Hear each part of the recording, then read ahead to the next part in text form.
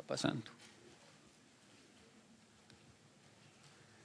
El ojo rojo puede ser la manifestación de múltiples enfermedades, desde cosas muy leves y banales hasta cosas muy graves que puedan afectar la visión o la vida del paciente. Y es el síntoma predominante hasta en 35% de las consultas de oftalmología.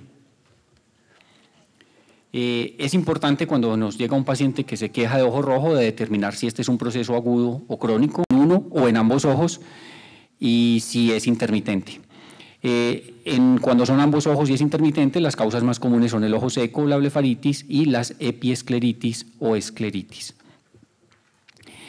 También se puede acompañar de secreción y entonces debemos evaluar si es una secreción de tipo acuosa, como en las conjuntivitis virales o alérgicas, mucosa, también en las alérgicas, o en las queratoconjuntivitis vernal atópicas, que son las dos formas más severas de alergia ocular. Si hay secreción purulenta, puede ser casi siempre conjuntivitis bacteriana o por clamidias. Evaluar el color de la secreción, la duración y si hay otros síntomas asociados, como compromiso de la visión. El dolor es una respuesta, como sabemos, altamente individual.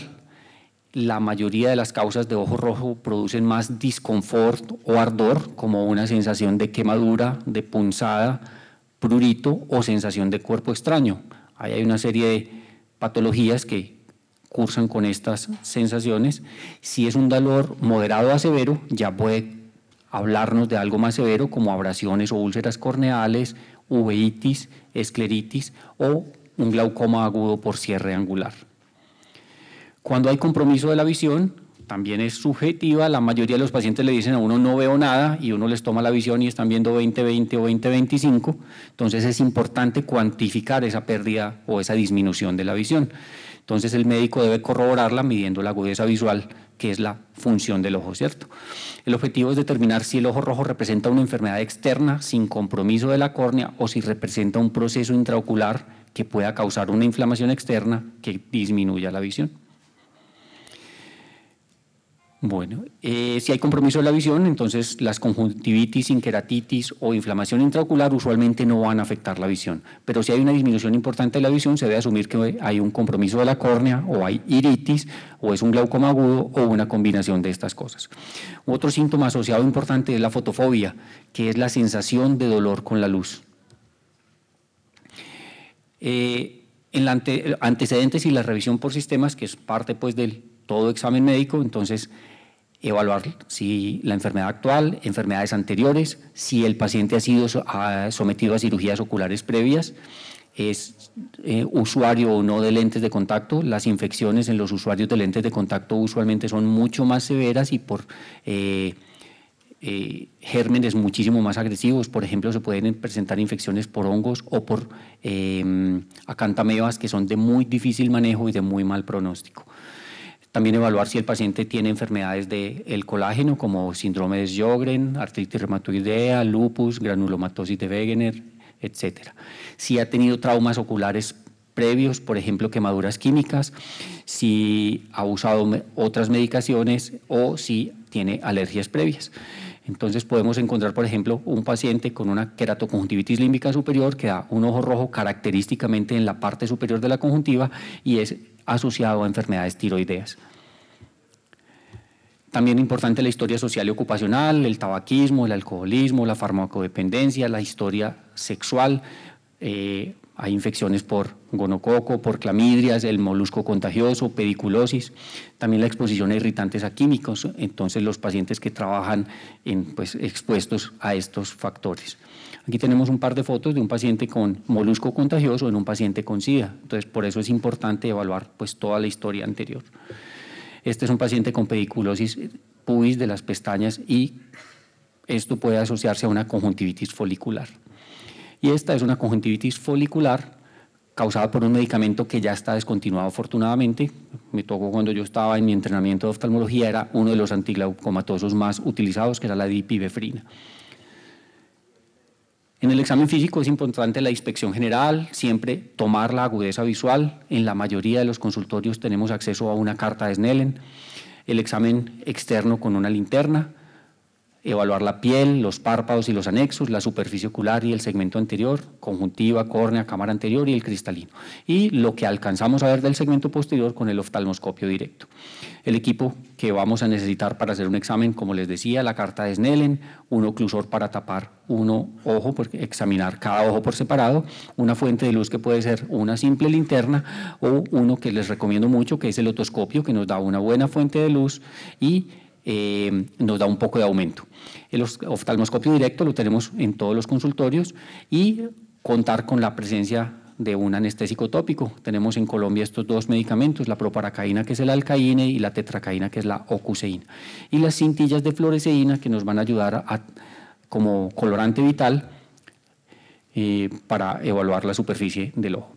Esta es la carta de Snellen y unas cosas básicas para examinar: las gotas de anestésico, el oftalmoscopio, una linterna y las cintillas de fluoresceína.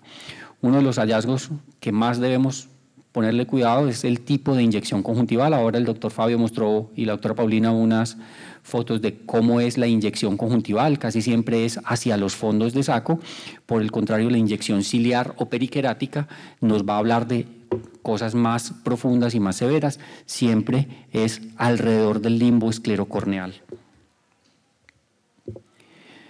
Entrando ya a algunas patologías más específicas, las hemorragias conjuntivales o subconjuntivales es un enrijecimiento unilateral casi siempre, localizado y bien delimitado, no se acompaña de secreción, no hay dolor y no hay compromiso de la visión. Puede haber antecedente de trauma, a veces traumas mínimos como rascado, a veces cualquier cosa que haga valsalva como tos, vómito. También los pacientes anticoagulados pueden hacerlo más fácil o con discrasias sanguíneas. Yo llevo 18 años de ser oftalmólogo y no he encontrado la primera discrasia sanguínea asociada a hemorragias conjuntivales. Sangran primero por las encías, las empetequias, otra serie de cosas, pero menos los ojos.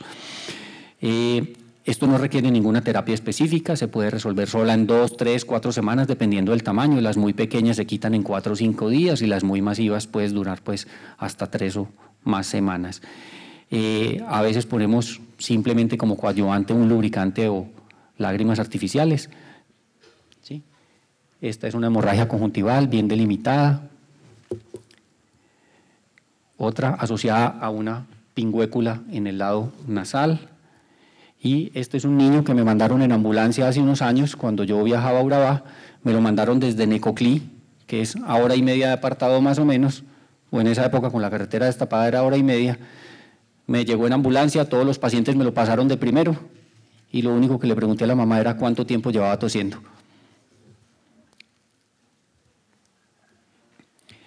Las conjuntivitis es la causa más frecuente de ojos rojos, se va a caracterizar por una dilatación de los vasos superficiales de la conjuntiva, nos va a dar hiperemia y a veces nos da edema de la conjuntiva, que se llama quemosis. Puede estar asociada a secreción, purulenta, mucosa o acuosa, y usualmente no hay compromiso visual. Las conjuntivitis virales son las más frecuentes,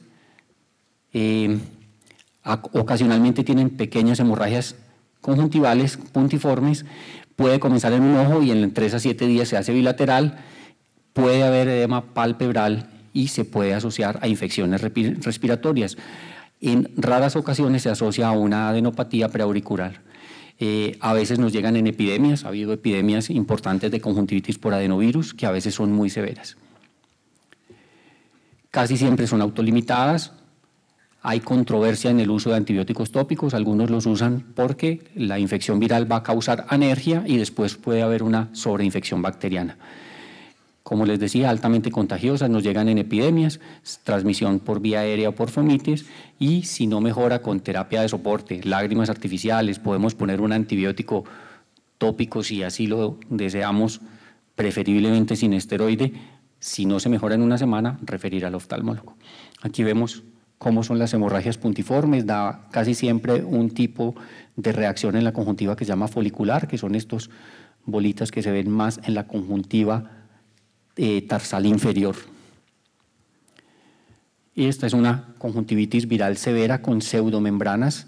Estas pseudomembranas se diferencian de las membranas reales porque las membranas al retirarlas va a haber sangrado. Las conjuntivitis bacterianas, la mayoría son por gram positivos en un 90%. Son de comienzo abrupto, se pueden hacer bilaterales más rápido que las virales, producen lagrimeo, irritación, secreción mucopurulenta o francamente purulenta con detritus en pestañas y adherencia de los párpados, sobre todo al despertarse. Dan una hiperemia difusa de predominio en la conjuntiva, casi siempre acompañadas de secreción purulenta, como pueden ver acá. El diagnóstico es eminentemente clínico, el laboratorio en casos severos o que no responden al tratamiento inicial. La terapia tópica de amplio espectro, la gentamicina, como ya les dijo la doctora Paulina, prácticamente no la usamos, hay una amplísima resistencia, usamos más la tobramicina o las fluoroquinolonas. Ustedes tienen pues acceso más fácil a la ciprofloxacina, para oftalmología ahora hay 2 quinolonas de 4ª generación, la moxifloxacina y la gatifloxacina, y una de 3ª que es la levofloxacina.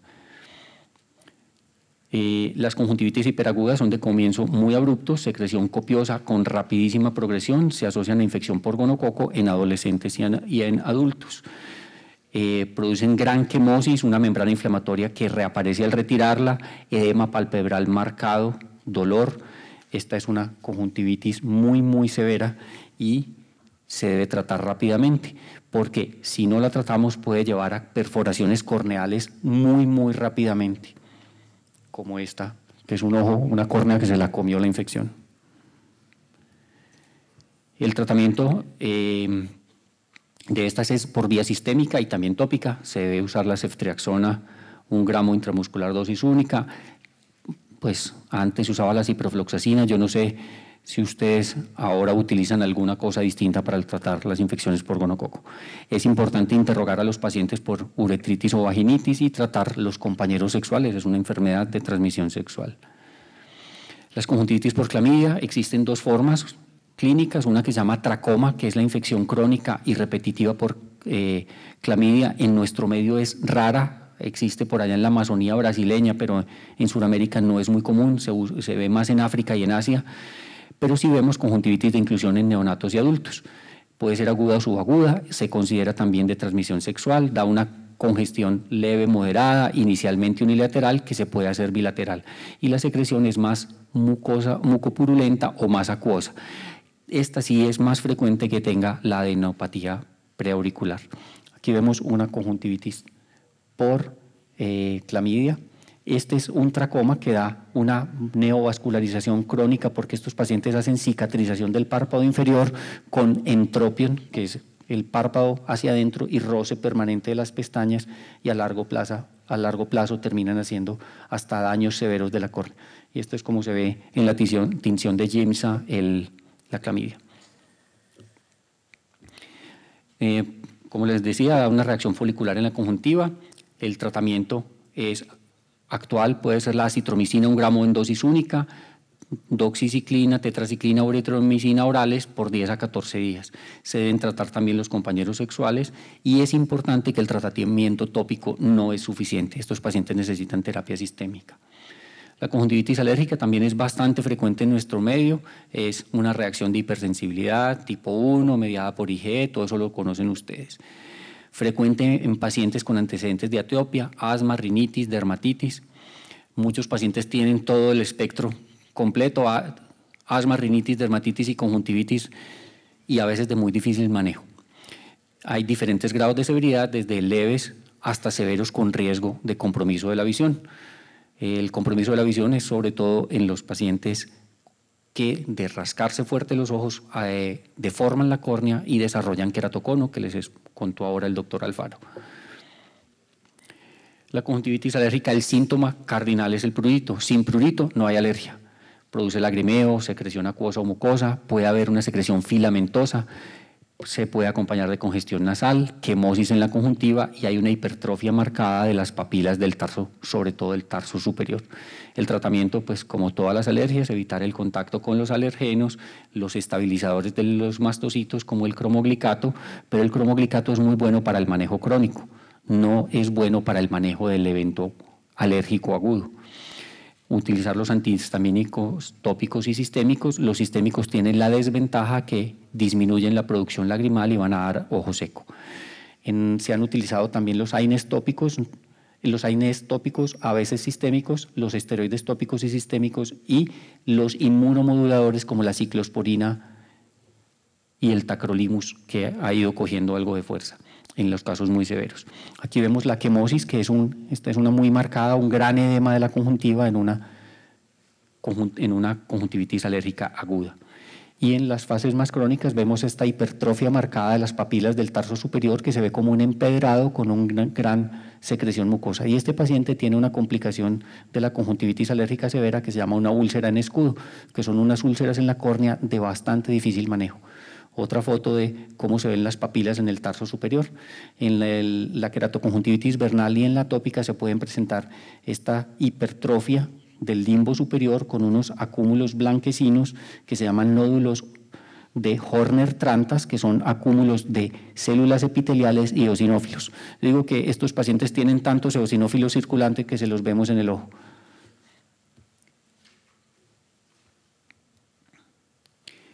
La blefaritis es una inflamación aguda o crónica del párpado, frecuentemente asociada a inflamación conjuntival, múltiples causas, infecciones, alergias o problemas dermatológicos. Da eritema y edema del margen, descamación, caspita en las pestañas, desviación y pérdida de las pestañas, que se llama madarosis, irritación conjuntival, da inestabilidad de la película lagrimal por la alteración de las glándulas de meibomio del margen palpebral. Puede dar fotofobia y el tratamiento de estos pacientes van a requerir casi siempre terapia crónica. Aquí vemos cómo se ven las escamas y este es un paciente con rosácea ocular que se ven las telangiectasias en el margen del párpado. Esta es una blefaritis estafilocóxica y este es un paciente con rosácea que desarrolla orzuelos y chalación. En alguna cosa que leí alguna vez decía que paciente adulto con orzuelos y chalación había que descartarle rosácea.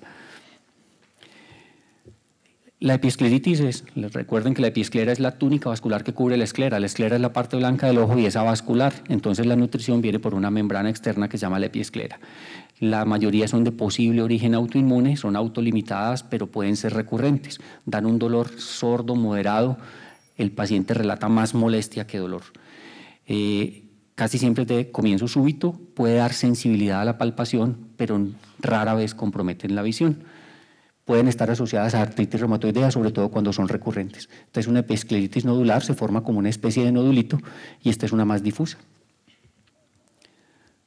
Las escleritis sí pueden comprometer la visión, están asociadas a enfermedades vasculares o del tejido conectivo, específicamente a la artritis reumatoidea. El enrojecimiento es focal y difuso, focal o difuso, puede dar dolor moderado a severo, es un dolor a veces incapacitante. Estos pacientes pues requieren manejo no solo por el oftalmólogo, sino por el internista o el reumatólogo. El tratamiento es con esteroides, pero hay que tener cuidado en ciertas formas porque pueden ser peor el esteroide. Estos pacientes requieren inmunosupresión sistémica. Aquí vemos una escleritis, es más profunda que la epiescleritis, y esta es una forma severa de escleritis que se llama escleromalacia perforans, en que hay como una necrosis de la esclera. Estos pacientes pueden hacer perforaciones con traumas mínimos. Son de muy difícil manejo. El pterigion es una lesión conjuntival degenerativa por exposición a la radiación UV. Es más frecuente en el lado nasal, pero puede ser en los dos lados. Se acompaña de ardor, congestión, lagrimeo, sensación de cuerpo extraño y en los muy severos puede inducir algo de astigmatismo y cambios en la visión. El tratamiento pues en un pterigio pequeño inicial es mejorar la lubricación, protección de la radiación UV, pero definitivamente el manejo es quirúrgico. Otro pterigio. La pingüécula, decimos que es el paso previo al pterigio, es también un cambio degenerativo, también asociado a la radiación UV, casi siempre en el limbo nasal. El glaucoma agudo, un ángulo muy estrecho, puede ocurrir en hipermétropes y en los ancianos, es más frecuente que se produzca en la noche o en la penumbra. Hay una rapidísima elevación de la presión intraocular, sabemos que la presión intraocular normal es entre 10 y 21 milímetros, un paciente con glaucoma agudo puede llegar a tener 40, 50 o más. Yo tuve un caso hace unos años, un paciente con 80 milímetros de mercurio de presión intraocular. Es casi siempre unilateral, es un dolor severo, incapacitante, se puede acompañar de síntomas vagales como náuseas y vómito. Casi siempre encontramos el ojo en una midriasis media acompañado de inyección ciliar. Puede haber edema de la córnea, que lo vemos como pérdida del brillo de la córnea, y hay una disminución de la agudeza visual. El tratamiento, como les dijo la doctora Paulina, es una gota de pilocarpina al 2%, los betabloqueadores tópicos que nos van a disminuir un poco la presión, los inhibidores de la anidrasa, los hiperosmóticos, pero el tratamiento definitivo es hacer una iridotomía periférica, ya sea con láser o quirúrgica. La uveitis anterior aguda es una inflamación del iris y del cuerpo ciliar que se llama iridociclitis. Vamos a encontrar células y proteínas en la cámara anterior, eso no lo podemos ver sino en la lámpara hendidura, o sea, eso lo ve el oftalmólogo. A veces da dolor severo con inyección ciliar, fotofobia, visión borrosa. Puede haber miosis casi siempre o puede haber pupilas irregulares porque se pueden formar sinequias o adherencias entre el margen pupilar y el cristalino. Estos pacientes son de manejo por el oftalmólogo. Las queratitis superficiales hay múltiples causas, la más común es el ojo seco, que tiene muchas manifestaciones, cuerpos extraños conjuntivales, las conjuntivitis virales, el uso de lentes de contacto y la queratitis herpética. Aquí les muestro un ojo muy seco, que es un ojo como opaco, ¿sí? Los pacientes que se quejan mucho de sensación de resequedad y de cuerpo extraño, como si tuvieran arena en los ojos. Y aquí tenemos un par de fotos de queratitis herpética. La úlcera herpética es patognomónica, es el único que la da, es esta úlcera en forma de dendritas o de ramita de lecho, ¿sí? Puede ser una o puede ser múltiples. Esta es otra que me llegó la semana pasada. En este momento, ahora hablando con el doctor Ramírez, me dice que lleva 2 en el último mes, o sea, estén pendientes. Son pacientes que se quejan de ardor, dolor, fotofobia, ojo rojo, que no mejora, y a veces, si es muy central la úlcera, puede dar compromiso de la visión. El tratamiento es con aciclovir tópico, puede usarse aciclovir sistémico, pueden ser recurrentes, cualquier cosa que nos baje la inmunidad puede dar que se haya recaídas o recidivas de la queratitis herpética y estos pacientes pueden necesitar terapia con aciclovir oral crónico. Eso era lo que tenía para contarles. Muchas gracias.